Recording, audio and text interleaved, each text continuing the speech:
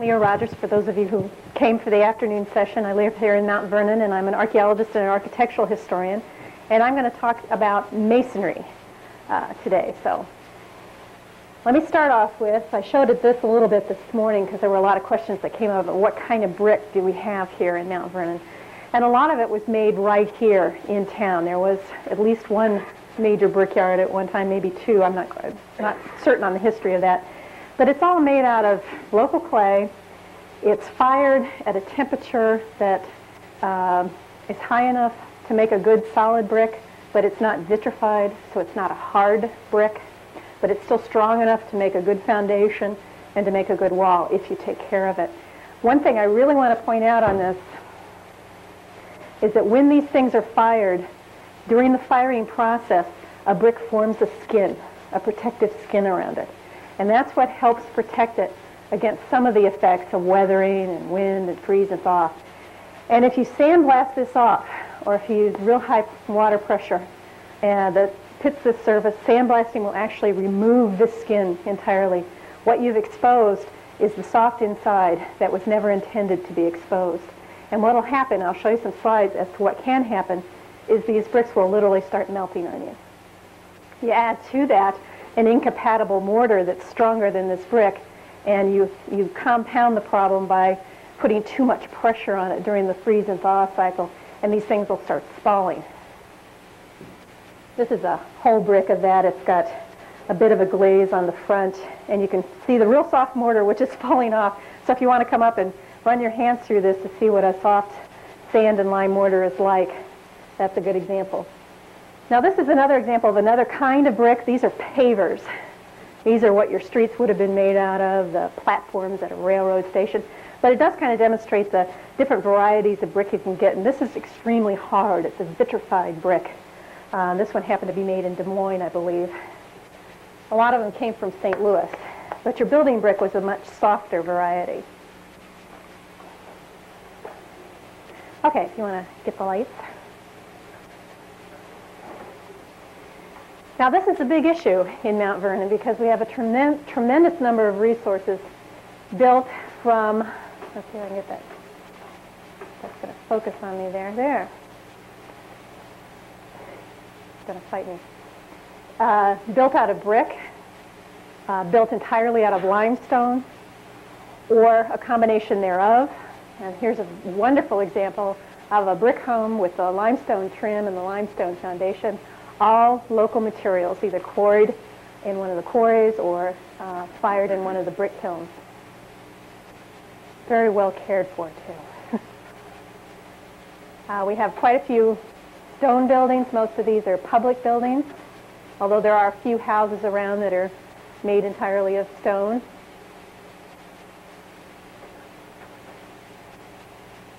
Okay. This is not here. This is just a real good example of a tile block building, which was real popular building material in the 1920s and 30s. A lot of farm buildings, silos and barns, corn cribs were made out of this. I put that in there because you may live in a home, like I do, that has a foundation that's partially tile block. It was often used. I have a poured concrete foundation with tile block on top, and then it's faced on the outside with a hard vitrified brick. So I actually have 3 different types of masonry in my foundation alone. Concrete block was another major building material in the early 20th century. And that's what this home is, entirely made out of concrete block, rusticated to look like stone. What we probably have here in Mount Vernon is probably not whole buildings like this, but maybe some porch piers or porch foundations that are made out of concrete block, or entire foundations could be as well. Real popular material after the turn of the century. Now, remember how I said it was soft brick? Well, this is a real good demonstration of how soft some of the very earliest brick could be. Now, this is over at College Hall, and all the students through the years have scratched their names into the brick while they were waiting outside. And unfortunately, in doing so, they've exposed the interior of these old bricks. I have a feeling this building was probably also sandblasted, which Dick said a lot of them were on the campus in the 1960s. And so you could see what's happening in some of the areas where it's beginning to spall and the interior's being exposed. but a little bit of minor damage there. Another kind of brick, this is a pressed brick, a harder type of brick. It's a different process. The other thing I wanted to note here was the color of the mortar between the bricks there. It's tinted pink, nice accent. So when you're looking at the mortar on your property, you want to look at color as one thing and texture as another. Also, let's go back to this one, just the variety of color you can get just on one building. And these bricks were probably all fired at the same kiln at roughly the same time. But you can see the amount of impurities in Iowa clay can produce a wide variety of colors, from bright orange to dark red to a brown kind of color. And these were manufactured at other places, so you're getting other colors introduced into the scheme as well. Okay, problems with masonry buildings. One of the biggest threats to masonry buildings is moisture. And you can see what a roof leak can do if it's not addressed and not corrected. This could be lessened in appearance with a good repair job. I think the moisture problem has been addressed, so I don't think this is an ongoing problem. But it's something you need to keep an eye on. You need to monitor your buildings pretty closely so that a small problem doesn't become a major one. Here, moisture again, and this brick has been painted. It's not recommended that you paint a brick building unless it's already painted, and then if it is already painted, it's recommended that you keep painting it. That might be kind of strange for me to say as a preservationist, but that there really is no good way to get paint off a soft brick building without doing some kind of damage. And as long as you're using a paint that will breathe and you've solved your moisture problem before you do anything, then painting, if it has already been painted, it's advised that you keep doing that. Here, there's a moisture problem that's literally throwing the paint off. So, you know, it doesn't just need to be repainted. They need to address whatever kind of moisture problem is going on here. You need to remember that historic buildings are, in addition to problems that they can develop from leaky roofs and gutters and things like that, are buildings that need to breathe.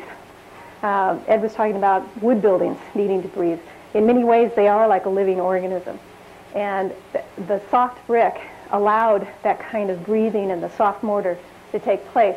And if you put a paint on the outside of it that doesn't allow any kind of, doesn't have any porosity to it, that doesn't allow it to breathe, then it's going to start suffocating inside, and your moisture is going to be trapped on the inside. And here the brick is reacting by trying to throw the paint off. Other problems, shifting and settling. Every old house has a lot of problems. I don't know how well you could see that, but this is one that had a foundation problem that settled on one side, and all the lintels on over the windows and doors have noticeably canted or angled. I don't know if you could see that. And so the walls are shifting, and so that's a whole major problem that has to be carefully repaired and monitored to make sure that the wall doesn't fall off, for one thing.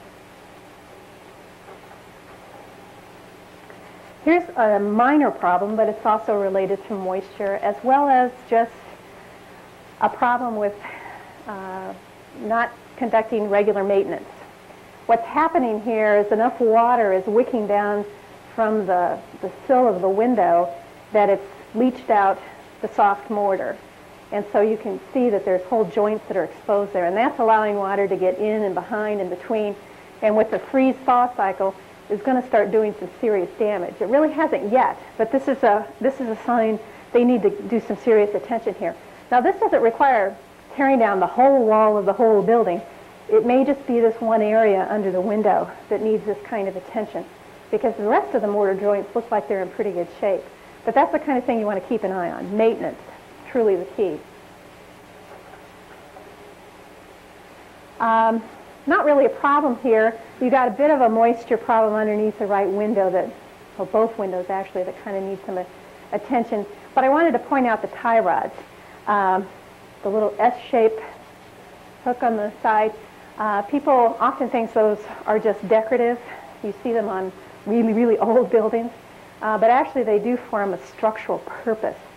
And it may have been that when it was built, it started showing some signs of stress, and they put the tie rod through it to help hold it together. So you don't just want to start removing those things willy-nilly if you don't happen to like it or if it's staining your wall, because there may be a real reason for it being there. Now, painting. This is a brick house. It's got a stone foundation. It was probably painted in the early 20th century as styles changed when you went from the late Victorian into the early revival styles in the early 20th century. People wanted to lighten things up because the Victorian style is very dark, whereas the revival styles were getting much lighter.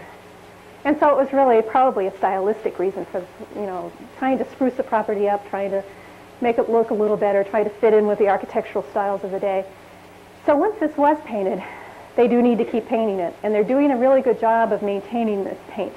I walk by this all the time, and there really are no problem spots that I can see where paint is falling off or where cracks are developing. And as long as they maintain it, they need to keep doing this. One might suggest that they might take it back to a color more like the original brick color. That's kind of hard to do sometimes. But that's clearly a choice that the owner would have to make, whatever they can live with. But that might be a suggestion that be made. But whatever it is, maintenance, make sure you have a paint that breathes, and that you keep maintaining it and address any moisture problems as they develop. This is a funeral home here in town. It's a brick building. And this is a situation where they took it to a dark red. And really, this is entirely appropriate for this style. The Second Empire style is very dark and imposing, high Victorian kind of style. And so this is entirely appropriate. And well maintained. I've never really noticed any major moisture problems developing with this one as well. Now, through the years, people have tried a lot of things because trying to take care of a large masonry building is expensive. If the owner before you didn't properly maintain it, you may end up with a major repair problem on your hands that was not of your making. And so through the years, people have tried different things. There's all kinds of different siding on these rows of little buildings here, and they're all masonry structures. Some are just slipcover type situations, which the main problem there is they may be masking a problem and hiding it from view. And so something may be going on behind that slipcover that may not come to your notice until it's too late. So that's the main problem with those kind of slipcover type of things. I think one of them has asphalt faux brick siding on it, another kind of cover-up siding. And then we talked a little bit about the gray one, which is really an encapsulated building. And the problem there, once again, is this building's not breathing. And it really is suffocating on the inside. And so the problem that's there is still there, and it's only going to get worse because of that treatment. So that's something that would never be recommended. Now, this is not here in Mount Vernon, of course. This is a courthouse that's listed in the National Register. It's one I worked on out in Shelby County. A limestone building. I want you to notice in the black and white photograph all the wonderful crisp detail of the stone. This had a lot of decorative detailing around the archways of the doors, like acanthus leaves on some of the stones and whatnot. Very fine detail. The tower came off because it was an iron tower and it was too heavy for the roof, so it didn't stay on that building for very long. But this building was sandblasted in the 1960s. And you can't see it tremendously well, but most of the archways over the windows are spalling off, just literally flaking off and exfoliating. All of the wonderful decorative detail around the archway entryway into the front door is now so blurry you can hardly recognize it. And that's what sandblasting will do. It's not only dangerous to do it to brick, but the limestone that we can get here in this state is just as soft. And so sandblasting will also remove the protective natural patina of the stone that it acquires through the years and expose a surface that was never exposed before, and it will start to melt on you too. But it was the thing to do in the 60s, so and we didn't realize what what damage it would do. It's a good way to get paint off a building. It's the quickest and fastest way to do it. But you can do irreparable harm by doing it as well. And unfortunately, it doesn't show up right away. It takes about 10 years. But within 10 to 20 years, you'll start having a serious problem on your hands. Now, this is in Cornell. This is King Chapel. And when I first looked at this, I thought, oh, wonderful, they've redone the beaded mortar joints around there, which is a real interesting detail that would be nice to repeat when you repoint it. And then I got up real close, and I noticed a problem. When it was repointed, it was done with a hard Portland cement, too high of a content of porcelain cement in it. And so like down right at the bottom, I don't know if you could see this mortar joint here. You can see the old mortar behind the areas where the gray concrete has spalled off.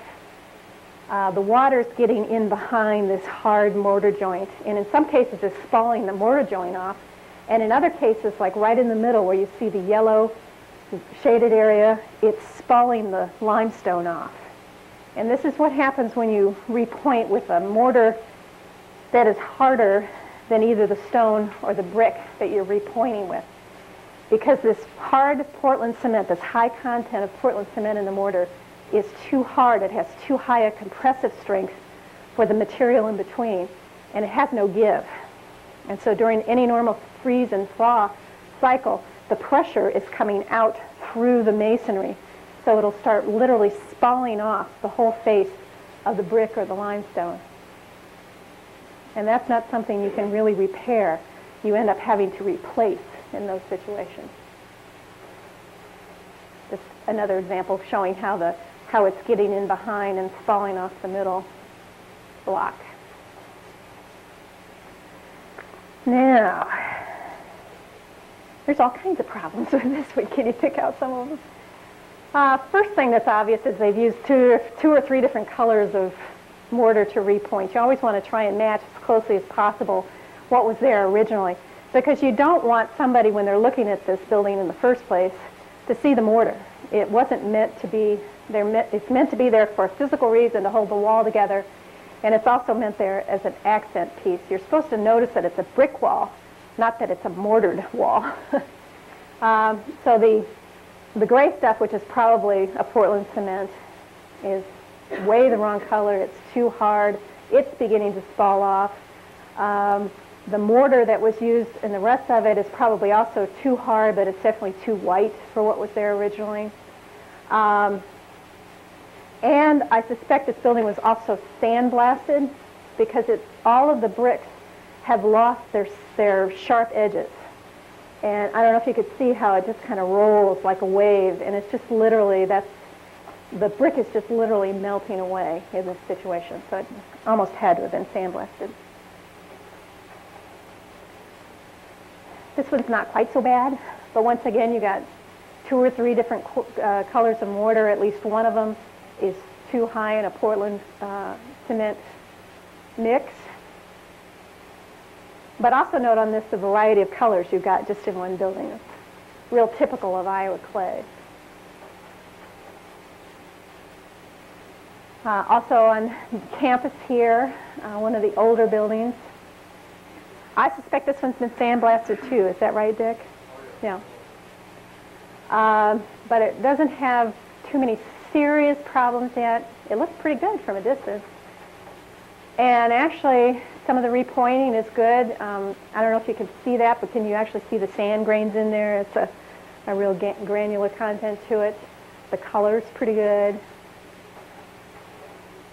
There's an even better example. So far, the brick is in pretty good shape. And since it has been sandblasted, they want to be real careful not to exacerbate the problem by putting a hard Portland cement in there, because then it'll really start spalling off on you.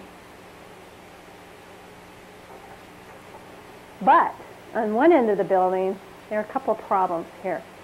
One, I believe the lintels were replaced, because those are pressed brick. They're a harder brick. And it may actually work okay as long as they keep an eye on it. But they've done some repointing around the top row of the lintel over the window with Portland cement. I think one of the cracks has been patched with a hard Portland. But also note the replacement bricks there. Hopefully they're the same hardness as the original ones. I almost suspect they may be a little harder, but perhaps not too bad. But they're certainly not a color that's very compatible with the rest of the wall. It's the first thing you see when you walk by that corner is the patchwork there.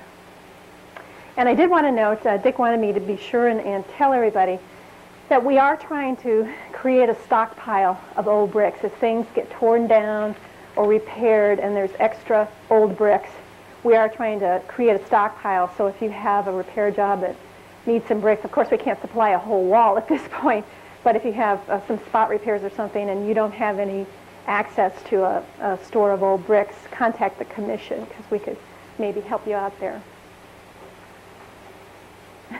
And I stuck that in because that's my house, but I'm not going to take credit for it. But don't ever do that. This is a situation, this house was built in 1923, and actually the bricks are hard enough to take a Portland cement mortar, but this is never a solution to a problem. And obviously there was a moisture problem that we still haven't solved yet, but that would never be considered a solution to a problem. Unfortunately, it's not even hidden by the bush, so. Now, some of the good stuff. This is College Hall. It's the one that had the graffiti by the front door. But this underwent a major repair job this summer, and I wish I had been smart enough to take some slides while this was in progress. But there were major sections of this wall, including a large portion of this end of it, the gable end here, that was taken down and put back up again. As you can see through the years, they've had a lot of, most of the windows have cracks that have developed from between all the rows that needed to be addressed, that needed to be repointed. But can you tell that? You can see where the cracks have been repaired, and there's not, and it certainly has lessened in appearance, and the problem, hopefully the moisture problems have been solved, and it's been repointed with a compatible mortar. But could you tell that whole wall was taken down and put back up again? It was just an excellent job. Once again, when you look at this building, what do you see? Do you see the mortar necessarily? You see the brick first off. The mortar's meant to be the accent piece.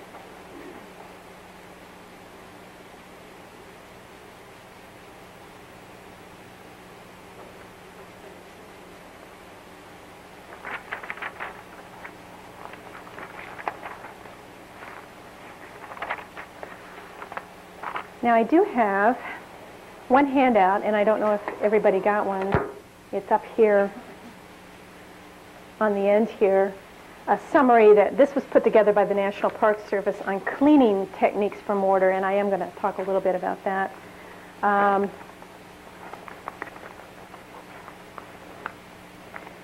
Cleaning. This is a major consideration. And a lot of people think they need to clean up their buildings to make them look spanking new, brighten them up, get rid of the dirt. But really, we'd like to caution you on that. Clean only if it really needs to be clean, and that's if there is a structural reason for doing so. Is there something on the building that's doing damage to the brick? Those are the situations where you really want to consider cleaning. Otherwise, let it be, because you may do more harm in trying to clean it than by just leaving it alone. Now, examples of things that do need to be cleaned off are bad cases of bird droppings. And there are some situations where that can be a real problem. If you got pigeons roosting under your eaves, you need to fix that problem first, but then you need to get the bird droppings off the building. Graffiti can always be a problem. Oil or metal stains, for example, where those tie rods in, a lot of times the metal leaches out and starts staining the entire wall. Those can be a problem. Oil stains in particular could be a problem. And soot and smoke are other situations where you may want to consider cleaning. But what you want to do is choose the least abrasive method possible. And this is kind of a hierarchical from least to most drastic on how to clean each of these situations. And it also has it divided into two columns. And you must keep in mind that all masonry is not alike. And certain types of stone, in particular, will react to acid in particular.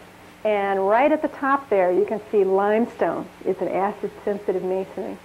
So there are certain kinds of chemical cleaning products that might work just fine on something else, but might stain or discolor your limestone. It might even start eating through it. So you want to be real careful before you start cleaning, because not every type of masonry is equal. Hand washing is really the least damaging, most effective way to go, the least way to do harm. You also must remember that when you wash something, you need to be careful not to wash the mortar out. So if you've got mortar that's real soft, you want to be sure you're not scrubbing that out. But really the least abrasive method possible, which will satisfy for most things, except for things like paint or metal stains. Grab a bristle brush, mild soap, a garden hose, and elbow grease. That's really the best way to go about it. The other ones are pretty self-explanatory. All of these could be problems here in Mount Vernon. I don't think we have too much industrial smoke or soot, but all of the rest of it could be something. But once again, on the paint, if you've got, it really isn't recommended that you remove the paint. If you've got painted brick, just keep painting it if at all possible. Yes? And it's peeling. Okay. Terrible. You've got to remove it before you paint again. Okay, what you want to do there is take it off in the least damaging way possible. Don't get a high pressure water and blast it off, for example. Well, as long as you do it carefully, that's probably the only way you can.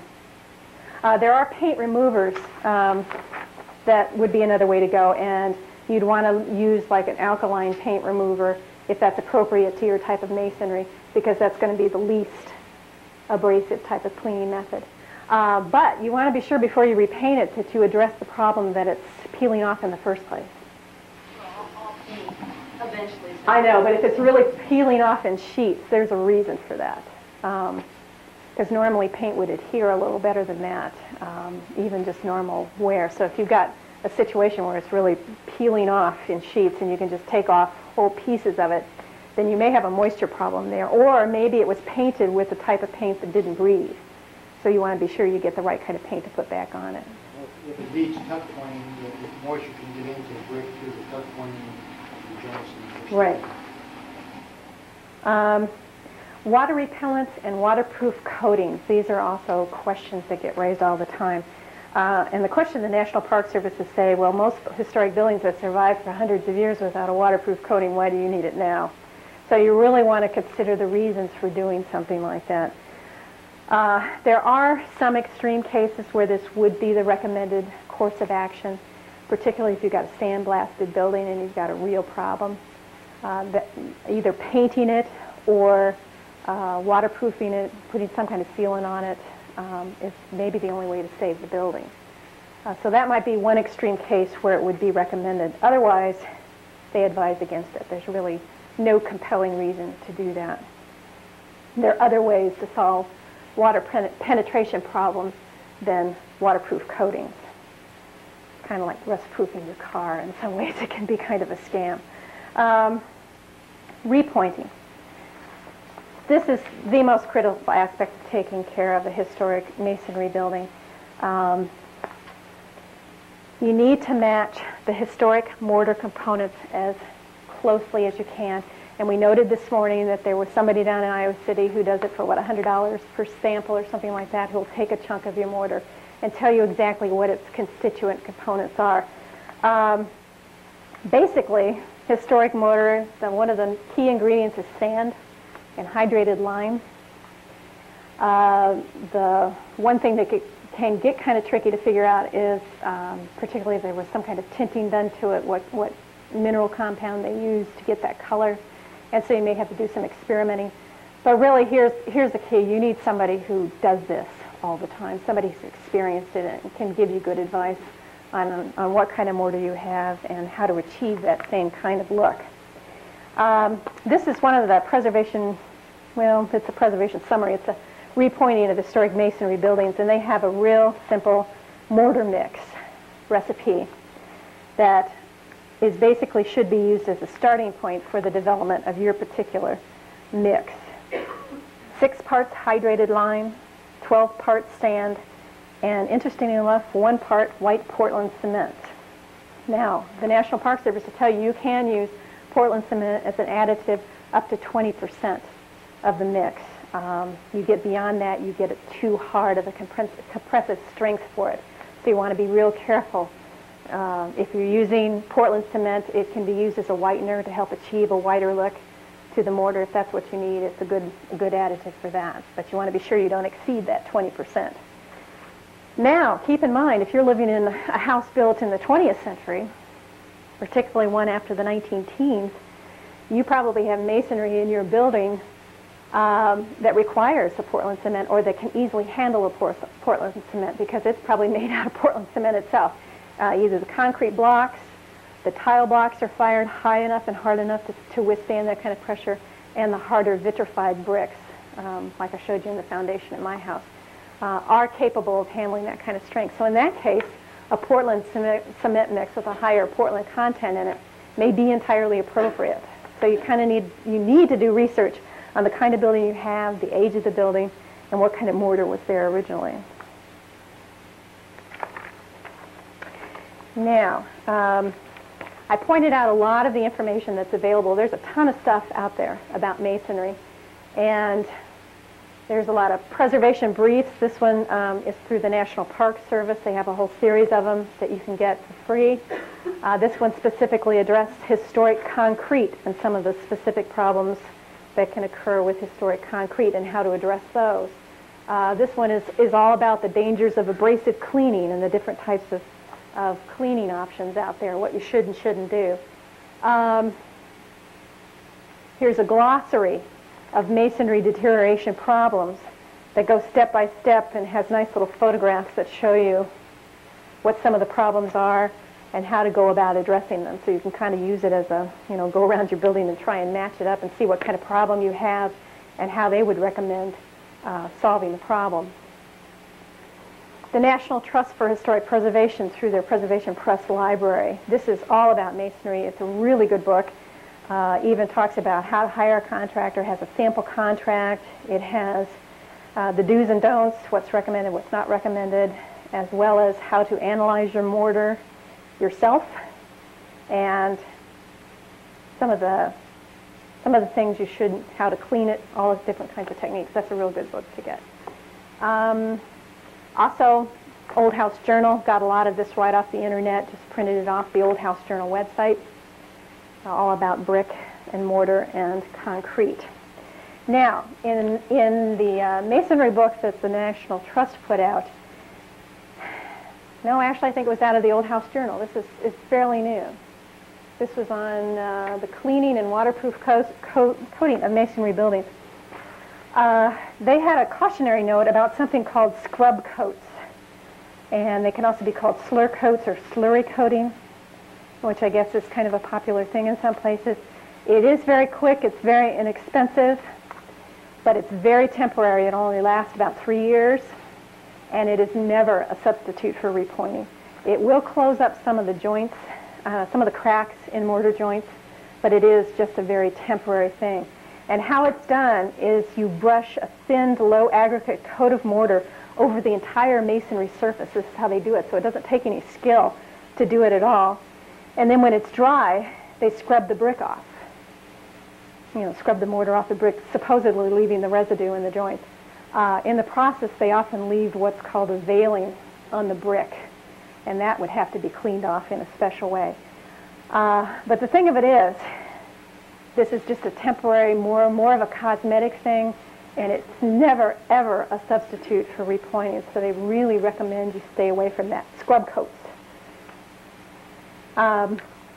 A good repointing job is really the key to the life of your masonry building. If so, it'll last for hundreds of years. You need to be sure that you keep an eye on it, regular maintenance, and address any moisture problems or any other kinds of problems like settling or shifting as they come along before they do more damage that you can't repair. Now, are there any questions at this point? Oh, yes, and we have Jim Engelbrecht. You want to come up and maybe you want to give a little presentation? does a lot of masonry work here in town. I think you've worked on a lot of foundations, correct? You might point out some of the other buildings you worked on. Yeah, well, actually, my partner Dave, he usually with me all the time, but he's up in skiing today. So Oh! he manages up the Sundown Mountain, so that's this winter. I brought a few tools, Okay. basic tools, masonry tools. Sure. Basically, for retuck pointing, you got a basic masonry hammer and chisel. I'll just hold it. Yeah, I can talk about, I'm used to talking. Basic masonry hammer, chisel. Depends, if you really get into high production work, we have a gas-powered generator that has pneumatic chisels. That works pretty quick, you know. But basically, if you're going to do some work on your own, you try to bring it back to its, you know, as far back as you can, and then go ahead and, what we'll do is use a low-pressure hose just to wash the joints out good. Okay, get all the sand and whatever you can out, and try to get at least a, you know, a good couple inch, you know, so you can get back in a good couple inches with your mix. Trying to think here, as far as reapplying the mortar, got your basic trowel, basic masonry trowel, and a basic pointing tool. They come in various widths. This is about a ½ inch. We get them as thin as, I think we get them down to an 1/8 inch. And that basically is, as you're applying the mortar, you're just basically putting it in the line, putting it in the joint, try to rub back into where you've already put it.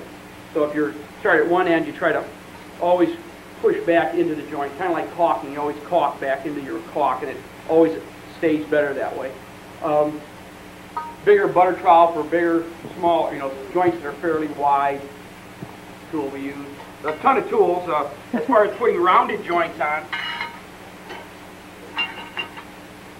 you've got a tool here that you apply the rounded joint. You put your base in the line first, and then you get your mortar and put it on this trowel right here, and then you go right down the line with that tool. That's basic. A couple different sizes. They've got a little bit bigger one than this, but this is kind of a standard size for a lot of rounded joints. As far as if you're just doing a straight finish, there's all kinds of finishing tools. You've got metal ones. We even use sticks to work a lot real good if you want to go ahead and finish back the concrete. If you want to get a little bit of a concave or, you know, into the joint line. Some people over the years have wanted us to rake the joint back quite far. And the problem we've found over the years is you end up then having moisture that can get into the brick. It's really not that good of an idea. You try to get it sort of in a, if you look at the sides, it's kind of a half moon, quarter moon joint. We found that to be about the best. A point I'd like to make concerning limestone. We tuck pointed the building you showed years ago. We used about, King Chapel, we used about a 3% Portland mix on it. Oh, okay. So, but one of the problems, we've kind of followed that for about 10 years now. Okay. And about 3 years ago, they water blasted the structure. And we had recommended at that point not to water blast it. It's a quick way to clean, but the problem is you have such high pressure getting into the stone and into the crack. When we originally did that project, they didn't want to complete. So what we did is we had to piece in the areas that were bad. And we followed it for years, and it was holding good, and then we saw this water blasting that occurred. And within about a year, we noticed problems occurring. And, you know, our recommendation at the time was to just go use a thick bristle brush, and a solution of vinegar works real good sometimes to clean, or just a light solution of bleach and water. There's a product called Jomax you can use as an additive, and it kind of activates the bleach. It's also a real good one. You just spray on. You leave it on for a few seconds, then you rinse it down. Sometimes you don't even have to scrub it. Less abrasiveness, like you said, is the best. But there's a lot of different things that come into play when you're dealing with masonry structures. And boy, you know, sometimes they work fine, and then these things, though, with the moisture, and of course we've always not recommended sandblasting, but this thing now is that the water blasting is starting to come into play. And I think it's probably going to cause as much trouble as sandblasting, because if you lay on a water blast for a long time, boy, you tear paint right off, you can groove wood out. We've painted a lot of old homes in Iowa City over the years, and it's a quick way to do it, but it's not really the right way. The problem is that doing things by hand is a slow process, and therefore it's costly. And a lot of times people look at the cost factor, and you know that plays into their decisions. And some guy can come in and say, I can do it this fast, or not this fast, but for this price, but what are the methods that he's doing the job at? So, What about time of year for your masonry job? What are some well, of the things they should anytime- know about that? basically, you don't want to go too late in the year Right. or too early. You can have problems with mortar, you can have problems with concrete.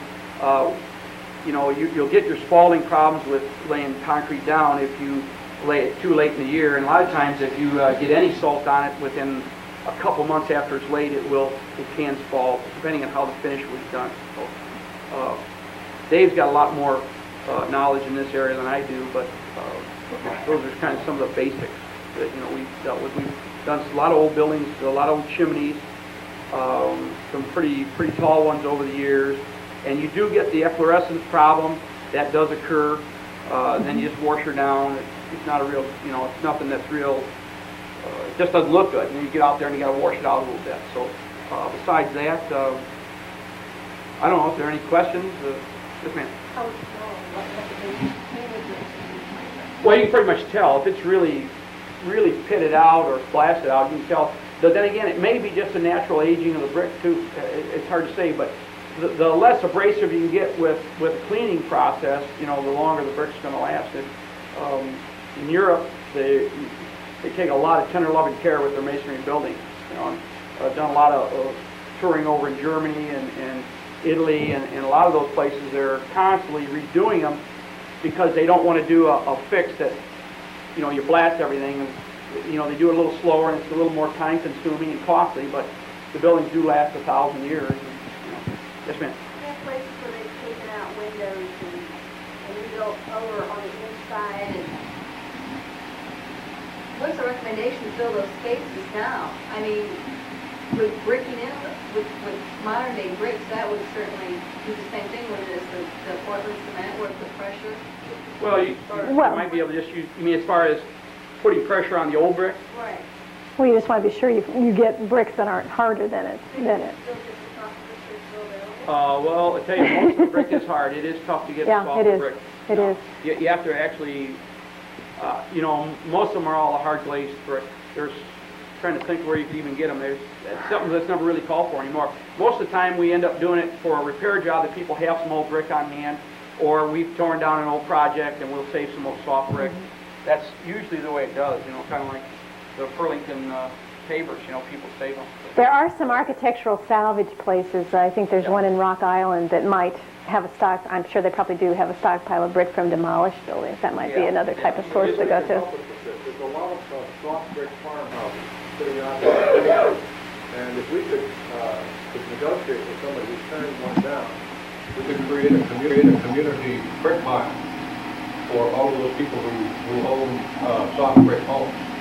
And that would really be an enormous advantage to the town. And we even have a place to store them. So if anybody knows anything that's coming down out in the country to see anything, let somebody on the commission know, and we'll go see what we can do. And I noticed 2 or 3 on the road south of Lisbon, or 2 that have, they started to tear down. And it's not, and I'm sure we can get some volunteer labor from students and others to go down and just pull that brick off and instead of throwing it in the dump, put it in a city truck and take it to a place where everybody can have access to it. Like cold, keep them in the basement. Yeah, well, Find a soft brick. If you have a loose stone foundation that somebody's repaired with a lot of Portland, you have no alternative except just to watch it fall. Well, you can probably try to remove it, and, What's it? if they stuccoed it? Oh. Basically, there's not, you can crack that off. That's kind of a involved process.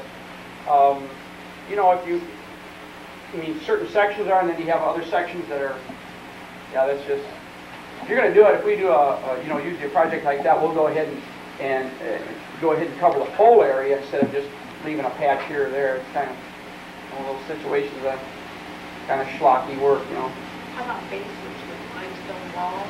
The rough limestone that are in the walls out? Sure. What can you do to preserve them and then brighten them up? I'd like to put something online to make them brighter, but I don't want to leave the paint. We just wash them down good, tuck point them, wash them down. You can clean them down with just a vinegar solution. You can go muriatic acid, but vinegar is pretty decent. That pardon? Whitewash on it? That might be just efflorescence. That might be some of that leaching out of the stone. That might just wash off with the water and a little vinegar. Which all of those problems are on here, and it tells you how to clean it for limestone. So You're saying an interior stone foundation should not be painted or whitewashed because of the need to breathe? Well, I think that's the point she's made. Yeah, a lot of it is because the joints have deteriorated over the years. What they'll do is they'll stucco everything instead of the time-consuming process of going through all the joints. We did an old house a couple of years ago on the southeast side of town, maybe 1860s, and it's an old choppy limestone foundation, but we went ahead and spent a couple days, 4 of us, and we took everything out, all the mortar joints out, we re-tuck pointed everything, and now a fellow moved in and redid the basement real nice, and it's kind of a neat effect, like a wine cellar effect. So, but it's time consuming, and it's hard work. So One more question. When were the dimensions of the now that I don't know. have they ever been standardized? Well, Ed might know that. He's That's good point. Was it? It's still, about 6 months, 5 bricks, but they're standard. Repertoire is now standing. I mean, you either make them this way, or this way. and you might want to. There's a case in point in Iowa City. We're bidding a big project. It is $1 million home. The fellow had pavers installed 10 years ago, and they're all breaking out. And what he didn't use pavers. It was a modular brick, which is usually used around areas where they finish off windows. And instead of using a paver, they use this modular brick, which is a solid brick, but it's not designed, it's not hard enough to use the pavers. Well, now they're all popping. And the reason they used the modular brick was because the modular brick would match the brick on the house, and they couldn't find a paver that would match exactly. And a lot of times you have to use the right brick or else you're going to be in trouble. Even though you may, in a paving situation, you may be a little different. That's a situation where the guy's going to spend thousands and thousands of dollars now ripping it all up and redoing it with a proper type of brick. So that's something you might want to check with, make sure you have the right brick. So. When you start a mortaring job, how fast do you have to work before it sets up on you? Well, it just depends on the weather. There is, Okay. Humidity, moisture is a big thing there. A lot of times what we'll do is we'll just kind of wet it down later too. That kind of helps it cure a little okay. slower. But you don't want to do it too soon or else your mortar line starts going. So. But it just depends, weather conditions are a big thing. What's the earliest date that one of these harder bricks, as opposed to soft bricks, would have been used in Mount Vernon? Probably around 1900. There's a Robinson Brick and Tile Company in Mount Vernon doing business by 1900, and that is a large stone with commercial brick. I would say that probably before that, but anything up to the 1890s will be soft brick. Have one more question, and we have to keep moving. Yeah. Did you see that recipe for the mortar that you had that? What did I do with that? Where did I put that? 6 parts hydrated lime, 12 parts Parts sand, sand. 1 part portland. Yeah, up to a 20%. That's for limestone? No, that could be for either brick or limestone. And let me make a note, that's the place to start at. That's kind of a basic formula, but you may have a different situation where you need to change the formula a little bit, and that's where having an expert help you is going to make all the difference. Yes, yes. That's right here. Yeah, white Portland cement. There probably is an issue in Mount Vernon that's any more important than this issue. This is a real mortar town, as I tried to point out to you. And these soft bricks are great as long as they're treated well, but we haven't known how to treat them. And now we're inheriting brick that's already severely damaged in most homes, as well as the college. All the wrong things have been done. So if you've got brick property, you've got a masonry problem, just like getting a good carpenter, find somebody that really understands the historic character of these materials. And there are people around, and there are numerous resources. They're just enormous. The National Trust, particularly, has been so concerned about how this has happened. The damage to this brick has happened all over the country in all periods. And if we're going to save any of these structures, it's got to be done right. It's hard to believe that brick actually moves, but one of the reasons that Portland, as she suggested, their houses move, means that it's got to move. And a lot of people who have quote moisture problems are looking at this old brick and saying, well, it's so soft that the moisture is going through the brick. In most cases, it's not going through the brick at all, it's going through the joints. And that's the tuck job. We've got on King Chapel just one example. One time when it was retucked, they did a convex, that's the bow out, a convex mortar. They thought it would look really nice. It was not original, it was concave. The water comes down and it's supposed to go around the outside of this lip that's put on the mortar and then down all the way down. But it's a trap. The mortar gets caught on the top of this lip, goes behind the bricks, and it's done enormous damage. And so this is just one of those areas where, please, talk to any of us or look at these resources. It is so critical to saving our town in the next 50 years. Thank you. We didn't even address one other issue, which is too comprehensive. Some of you in the commercial district have what's known as a thin set brick, which is a whole different scenario as to how you deal with it. For sure you don't solve that one out, but we'll deal with that one. We hope to have a seminar at some time in the near future dealing purely with restoration of commercial structures, and we'll probably talk about brick then in that scenario.